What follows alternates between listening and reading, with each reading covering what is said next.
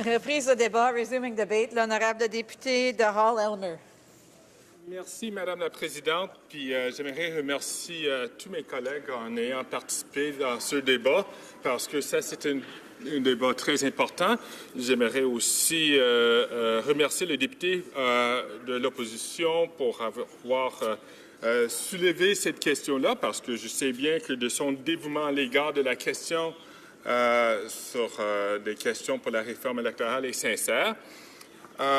Et je dois dire que son dévouement au dynamisme de notre démocratie est quelque chose que nous partageons tous, n'importe quel parti. Alors, je le félicite de son dévouement. J'aimerais tout d'abord juste reconnaître le fait que dans ma circonscription de Hall-Elmer, il va y avoir certains de mes commettants, à cause de ce manque de consensus au Parlement, ces personnes seront déçues de ce manque de consensus. Et certainement, voici la situation pour eux, et puis j'aimerais reconnaître leurs sentiments. Je dois vous dire aussi, Madame la Présidente, que la question de la réforme électorale, ça ne se limite pas juste au changement du mode de scrutin. Il y a aussi plusieurs d'autres éléments qui sont très importants à faire passer. On doit juste penser à quelques années quand il y avait le gouvernement antécédent avait proposé leur C-33, ce qu'on appelle en anglais le soi-disant élection équitable, l'acte pour l'élection équitable. Ça, c'est quelque chose qu'on sait bien qu'il y avait plusieurs mesures dans cette loi-là, que notre Parlement, je pense qu'il y a un assez grand consensus dans ce Parlement pour apporter des changements. Et j'aimerais soulever quelques-uns de ces changements-là, puis j'aimerais aussi féliciter la ministre de la Réforme des institutions démocratiques pour avoir, dans son discours, proposé ces questions-là. Je vais juste annoncer quelques principes en premier. So, Madam Speaker, Canadian democracy, at its core, requires and relies upon our ability to set aside partisan interests and to respect, if we disagree, to disagree honestly, but to have an honest debate, a respectful debate, especially on matters that affect us all. And as I said, I had a town hall in my riding of Hall-Elmer, and I'd like to thank the 35 residents who showed up at these town halls, who joined me at La Grande Salle at l'Université du Québec en Outaouais to discuss this issue. It was a great discussion. It was a valuable discussion that we had. And as I reported to the Special Committee on Electoral Reform, and I quote, the participants at the consultation held a diverse set of views, and that my constituents wanted to continue to improve and evolve our democracy. That is a fair discussion of what we had. That's a fair summary of what we had at that night, and that's why I'm so grateful for my constituents to have participated. And this is the reason why I feel that there are so many other elements that we can pursue to improve the electoral system. Let's talk about some of those issues. Le projet de loi C-33, comme j'ai dit, Madame la Présidente, contient des amendements qui visent à faire entendre le point de vue des jeunes Canadiens et puis des Canadiens certainement, et ce qu'on veut changer dans le règlement. Et permettez-moi de concentrer d'abord sur l'une de ces mesures-là, soit celle qui consiste à établir un registre des électeurs, des futurs électeurs, auxquels les concitoyens canadiens âgés de 14 à 17 ans peuvent consentir à s'inscrire sur la liste des électeurs. Cette mesure va traduire la recommandation qu'a faite le directeur général des élections après la dernière élection et va même plus loin, Madame la Présidente. Et en ce faisant, ça nous donne la chance. Le directeur général des élections avait recommandé qu'il soit autorisé de conserver des renseignements sur des personnes âgées de 16 et 17 ans dans le but de les inscrire éventuellement au Registre national des électeurs. Et je souligne qu'elle traduit également une des recommandations du comité spécial sur la réforme électorale.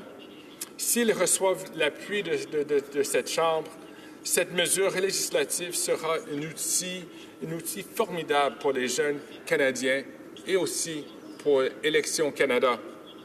Élections Canada pourrait alors communiquer avec les jeunes dans le but de les inscrire sur le registre national des électeurs. Et aussi, on peut préinscrire les étudiants en vue du jour qu'ils auront 18 ans. Et nous savons... I just want to remind individuals that there is people making speeches in the House, and if you're having conversations, you should take them out of the House in order to provide that member with the respect he deserves. L'honorable député de Hall-Elmer.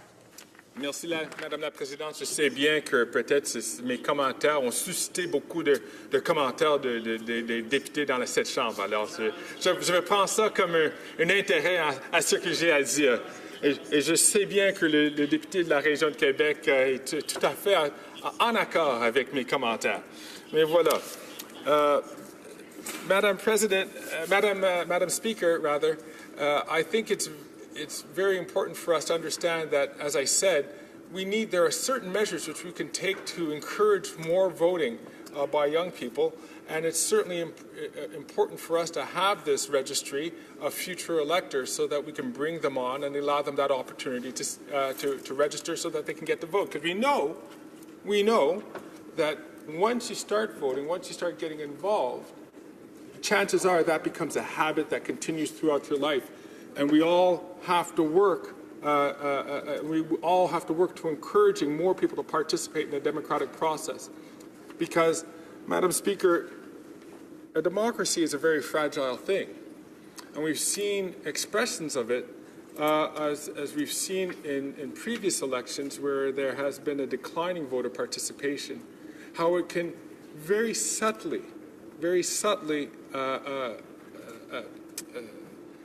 cause less of it can, en français, on dit que ça va nuire à la légitimité des résultats. Alors, c'est très important qu'on doit prendre toutes les mesures possibles pour s'assurer que ces gens-là puissent participer dans le processus démocratique. Ça, c'est vraiment important. Une autre chose, Madame la Présidente, que j'aimerais souligner, si je peux laisser à côté un peu de mes commentaires que j'avais préparés, c'est le fait que je réalise qu'il y a une différence de philosophie. On a entendu de certains membres de l'opposition qui ont énoncé le principe que la démocratie, c'est 50% plus 1. Et puis ça nous amène, ça c'est la démocratie. Ça c'est tout à fait acceptable.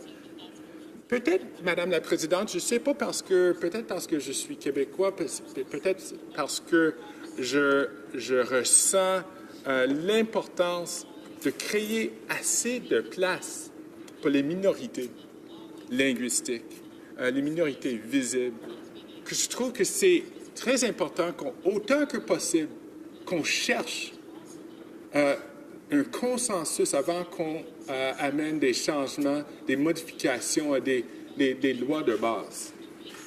Et en ce faisant, on sait bien qu'on a formé un gouvernement majoritaire. On aurait pu, Madame la Présidente, imposer notre volonté dans cette Chambre-là, soit sur juste la composition de du comité électoral qui a été formé au mois de mai en 2016. Mais ce qu'on avait fait, parce que je pense que ça, c'est une belle ça reflète bien nos valeurs libérales, qu'on a cédé notre majorité pour s'assurer qu'on peut autant que possible chercher un consensus parmi toutes les formations politiques pour refléter les intentions de cette Chambre. Et malheureusement, Madame la Présidente, même si on avait fait ça, puis je pense que vous me donnez le signal que j'ai quelques minutes, j'aimerais aussi... Pardon? OK, très, très vite. Je pense que parce qu'il n'y a pas un consensus, parce que la démocratie qui est vraiment important, c'est qu'on ne peut pas imposer, on ne peut pas avoir ce qu'on appelle en anglais « the tyranny of the majority ». you need to make sure that on fundamental changes, as much as possible, you respect the majority, but you also have to make sure that you respect the minority points of view. And as my previous colleague said, if a significant part of people don't approve of it, Madam Speaker, then we shouldn't go forward. It's something we shouldn't do, although we could. Merci, Madame la Présidente.